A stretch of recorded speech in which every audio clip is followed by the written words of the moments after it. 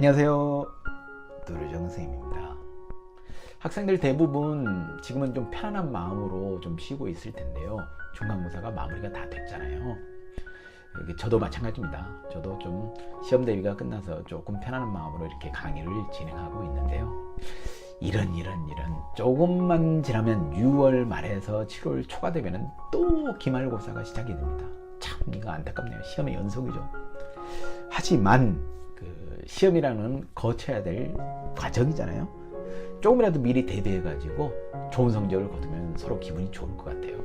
그래서 저도 마찬가지로 미리 기말고사 범위에 있는 부분을 좀 강의를 해볼까 합니다. 열심히 공부해 가지고 기말고사에서 대박을 터뜨려보자고요. 그럼 오늘 살펴볼 작품은요, 고2 문학교과서, 개정문학교과서죠. 비상문학에 실려있는 정읍사라는 작품인데요. 고1 창비교과서에도 이 정읍사라는 작품이 실려있더라고요. 어찌됐든 두루두루 살펴보면 좋잖아요. 자, 그럼 들어가 볼까요? 자, 정읍사를 들어가기 전에 고전문학이잖아요. 고전문학에 대해서 알아야 될 사람들이 꼭 있는데 그거 간략하게만 잠깐 말씀을 드리고 들어갈게요. 자, 고전문학의 시기를 구별해 보면은 1894년 어떤 사건이 일어났죠? 갑오개혁이죠. 갑오경장. 이 갑오경장 개화기를 기점으로 해서 이 개화기 이전에 나온 모든 문학 작품을 이제 고전문학이라고 부르는데, 시대별로 한 4군데 정도로 끊어서 고전문학을 이해해 볼 수 있습니다. 시대를 알아야 그 작품의 특성을 알 수 있고 그 작품에 대해서 좀 더 구체적으로 이해를 할 수가 있으니까 시대를 먼저 구분해서 짚고 넘어가 보도록 하겠습니다. 당연히 제일 마지막에 있는 시기는 조선시대고요. 그 다음에 고려, 그 다음에 신라, 그 다음에 시대는 우리 글이 없었던 시대이기 때문에 그 시대를 통틀어서 상고시대라고 부릅니다. 상고시대. 그래서 고전문학을 4군데로 끊어볼 수 있는데요. 상고시대, 신라, 고려, 조선. 이 대부분의 문학 작품들이 이 고려나 신라나 상고시대에 쓰여진 작품들은 전부 다 거의 대부분 구전이 됐습니다. 구전. 입에서 입으로 전해졌다는 얘기죠. 구전이 돼서 이 조선시대 때 훈민정음이 나오고 나서 그때서야 비로소 기록된 작품들이 거의 다입니다. 그래서 이 정읍사라는 작품도 이 시대별로 어느 시대 때 나온 작품인지를 먼저 짚고 들어가야 될 텐데요. 정읍사는 이 표에 보면 상고시대, 신라시대, 고려시대, 조선시대가 있는데 이 시대 중에서 나와 있지 않은 유일한 백제가요로 알려져 있는 작품입니다. 백제가요가 알려져 있는 작품들이 하나도 없는데 이 작품 하나만 알려져 있다는 얘기죠. 유일한 백제가요. 문학사적으로 값어치가 좀 높은 작품이겠죠. 그리고 또 하나 특징은 국문으로 표기된 가장 오래된 노래, 국문으로 표기된 가장 오래된 노래라는 그런 특징이 이 작품의 또 하나 중요한 특징 중에 하나입니다. 뭐 전반적으로 이런 내용들이 정읍사에 관련된 사항들이고요. 이 정읍사도 마찬가지로 들어가기 전에 포인트를 짚고 들어가야 되겠죠. 자, 고전문학을 들어갈 때 학생들이 대부분 이 내용을 내신에서는 통째로 암기를 하려고 하는 학생들이 많은데요. 너무 처음부터 암기를 하려고는 머릿속에 들어오지를 않아요. 그래서 처음에는 흐름을 먼저, 정읍사라는 내용이 어떤 내용을 가지고 있나 흐름을 먼저 파악을 하고 그 다음에 세부적으로 들어가서 단어를 암기하는 것도 괜찮은 방법 중에 하나입니다. 자, 정읍사에서 살펴볼 포인트가 뭐냐? 정읍사에서는 대비되는 속성을 지닌 대상이 2가지가 납니다. 하나는 달이라는 대상이고, 밝음이죠. 광명이고, 달한테 소원을 비는 대상이기 때문에 달이 천지신명을 의미하기도 합니다. 천지신명. 지구로 말하면 절대자, 신 정도에 해당이 되겠죠. 달하고 대비되는 속성을 지닌 대상이 바로 본문 속에 나와 있는 진대라는 대상인데, 이 진대는 위험한 곳, 어두운 곳, 위험한 곳. 정읍사 내용이 남편이 장사를 하러 갔다가 돌아올 때 좀 무사하게 돌아오기를 비는 아내의 간절한 소망을 담은 노래라고 보면 되는데요. 그 속에서 남편이 장사를 하고 돌아올 때 위험한 곳에 처할 곳이 바로 진대라는 곳입니다. 이 진대에 처하지 않게 되기를 바라는 마음에서 아내가 달에게 소원을 비는 그런 내용의 작품이라고 보면 되는 거죠. 그래서 포인트로 이 대비되는 속성, 달하고 진대를 먼저 머릿속에 염두에 두고, 또 하나 본다면은 구성 단계로 이 포인트를 잡을 수도 있는데요. 뭐 굳이 이거는 뭐 그냥 포인트라고 볼 수는 없는데, 그냥 구성 단계 내용상으로 세 군데로 끊어진다고 보면 됩니다. 기, 서, 결로 끊어진다고 봅니다. 물론 주제는 이 결 부분이 제일 중요하겠죠. 세 군데로 끊어지고 그 세 군데의 내용이 연결이 돼가지고 시상이 전개된다는 거, 그걸 간단하게 알아두면 됩니다. 가장 중요한 포인트는 아무래도 이 대비라는 속성에서 가장 중요한 핵심적인 요소가 비중 있게 다뤄지고 있기 때문에 여기에다 초점을 맞추고 이 작품을 들어가서 해석을 해보면 됩니다. 자, 그러면 내용으로 들어가서 살펴보도록 하겠습니다. 자, 정업사 본문이 이렇게 나와 있는데요. 상당히 짤막하죠? 짤막한데 옛날 말이 좀 들어가 있기 때문에 조금 해석하는데 조금 어려움이 있으리라고 봅니다. 처음이니까 한번 살짝 읽어보도록 할까요?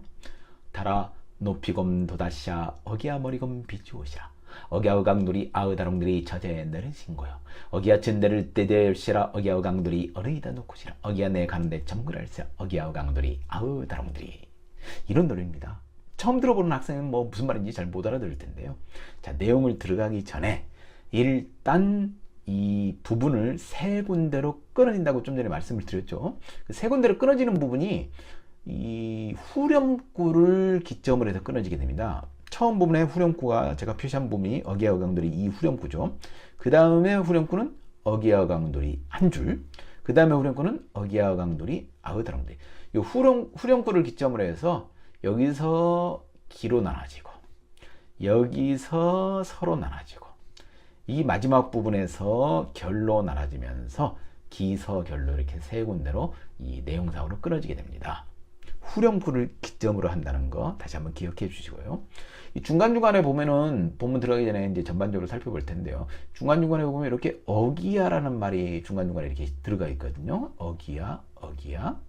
요런 단어는 뭐 좀 정확하게 얘기한다면 여음 정도로 해설하면 되고요. 여음이라는 게 뭐냐면은 고전시가 본문 중간중간에 반복되면서 흥을 돋우는 역할을 하는 부분을 여음이라고 부르면 됩니다. 흥을 돋우는 역할. 주로 이제 감탄사 정도, 얼쑤, 뭐 요 정도, 그 정도로 해석하면 됩니다. 의미가 없는 거죠.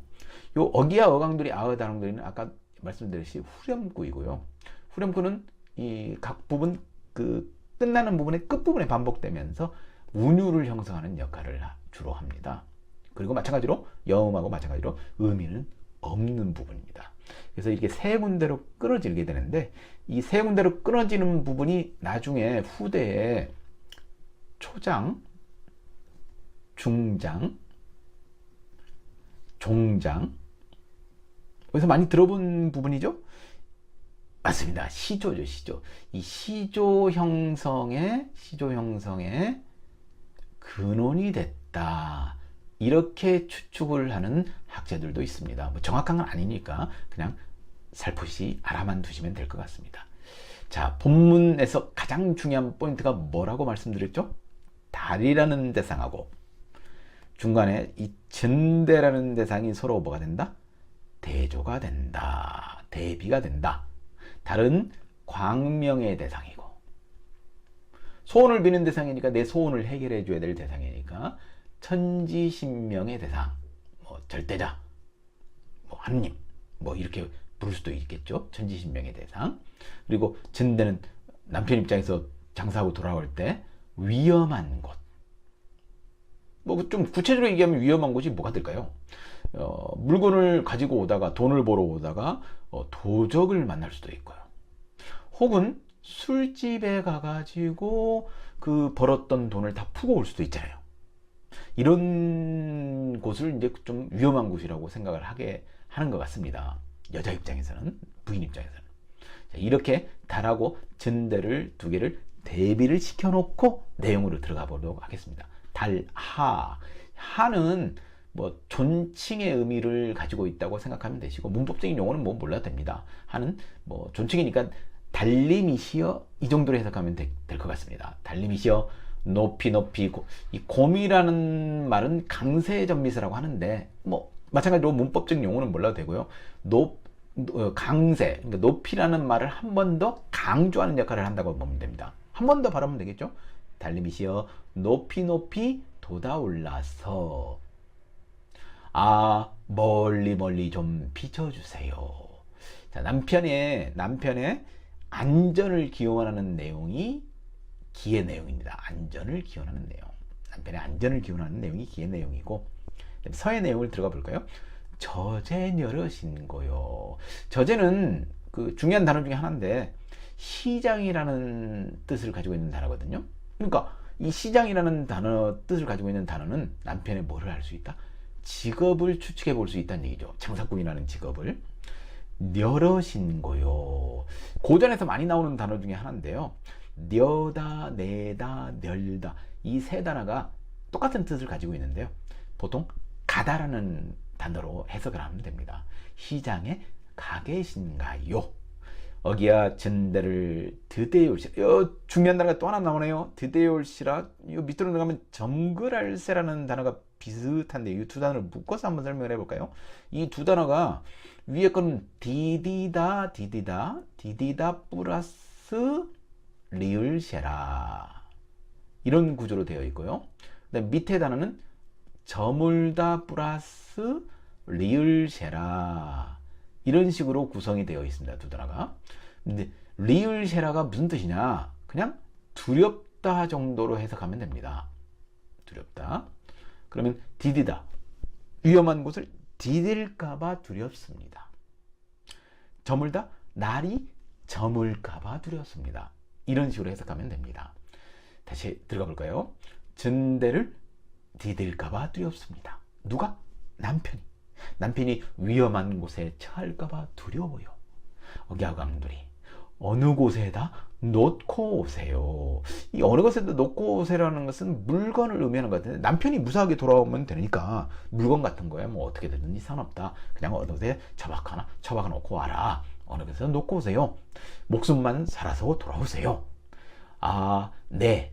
이 님과 남편과 나를 동일시해서 그냥 네라고 부르는 단어입니다. 그러니까 해석할 때는 그냥 남편이라고 해석해서 속편하게 이해하기 쉽습니다. 남편 가는 길 날이 저물까봐 두렵습니다. 이렇게 해석을 해서 이해하면 되고요. 조금 더 복습하는 차원에서 제가 좀 빨리 수업을 진행한 것 같은데, 복습하는 차원에서 한번 다시 현대어로 번역해서 내용을 살펴보도록 하겠습니다. 달림이시여 하는 뭐라 그랬죠? 존칭의 의미. 님이시여, 달림이시여. 높이 곰은 강세 의미. 한 번 더 발음하면 된다고 그랬죠? 달림이시여 높이 높이 돋아올라서 멀리 멀리 좀 비춰주세요. 어기야 어강돌이 아우다롱들이. 저제 시장이라는 뜻이라고 그랬죠? 남편의 직업을 유추해 볼 수 있는 단어. 시장에 가 계신가요? 추측하는 거죠. 전대 위험한 곳을 디딜까봐 너무나 두렵습니다. 어느 곳에다가 물건 같은 거를 그냥 놓고 오세요. 남편 몸만 무사하게 돌아오면 됩니다. 남편 가는 길 날이 저물까봐 두렵습니다. 처음부터 끝까지 구구절절하게 남편이 무사하게 돌아오기를 기원하는 내용의 노래. 이 내용이 바로 정읍사의 전반적인 내용입니다.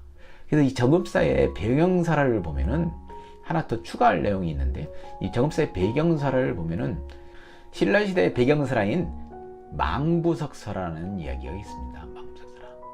남편이 무사하게 돌아오기를 기원하면서 애타게 기다리다가 남편이 돌아오지 않자 그 자리에서 돌이 됐다는 이야기. 그 설화하고 이 정읍사하고 전반적으로 내용이 비슷하기 때문에 배경사를 망부석사라고 이야기를 합니다. 자, 이렇게 해서 간단하게 정읍사 내용을 살펴봤는데요. 제가 누누이 말씀드리지만 고전 문학에 대한 해석은 처음 배우는 학생들은 상당히 까다롭고 어려운 파트가 바로 이제 고전 시가나 고전 소설입니다. 왜냐? 어려운 단어들이 지금 현대에서 쓰이지 않는 단어들이 많이 나오면서 고전 문학에 나오는 작품들을 해석하기가 어렵게 느껴질 때가 많거든요. 그럴 때는 먼저 뭐부터 접근해라? 전체적인 흐름을 먼저 파악을 하고, 아, 이런 내용이 그런 내용이구나. 정읍사를 보니까 남편이 무사하게 돌아오기를, 장사로 나왔던 남편이 무사하기를 돌아오게 바라는 그런 아내의 소망을 이야기한 노래구나. 이게 전반적으로 쭉 흐름을 먼저 파악한 다음에 그 다음에 세부적으로 들어가서 단어 뜻을 하나하나 살펴보면 훨씬 이해하기가 쉽다는 겁니다. 고전은 반복이에요, 반복. 한번 딱 배웠다고 해서 머릿속에 남아있는 게 아니거든요. 시간이 지나면 또 까먹어요. 근데 고3이 되면은 이 정읍사라는 작품은 코웃음을, 콧방귀를 칠 정도로 우습게 해석을 쭉 할 수가 있거든요. 그 이유는 뭐냐? 고3이 될 때까지 계속 반복해서 정읍사를 반복해서 계속 봐왔다는 얘기죠. 그 정도는 이제 고전은 자꾸 봐서 익혀야 될 파트이기 때문에 처음에는 너무 두려워하지 말고 그냥 흐름과 내용 정도를 파악하고 쉽게 들어가서 이해해도 상관이 없습니다. 물론 내신하면 차원이 다르겠죠. 내용을 달달달 외워야 되는 거니까, 단어 뜻 하나하나가 시험에 다 나오는 요소이니까 뭐 그렇게 공부를 해나가는 방법이 가장 좋다고 생각합니다. 그러면 이 작품은 여기에서 마무리를 하도록 하고 또 다음 시간에 만나 뵙도록 하겠습니다.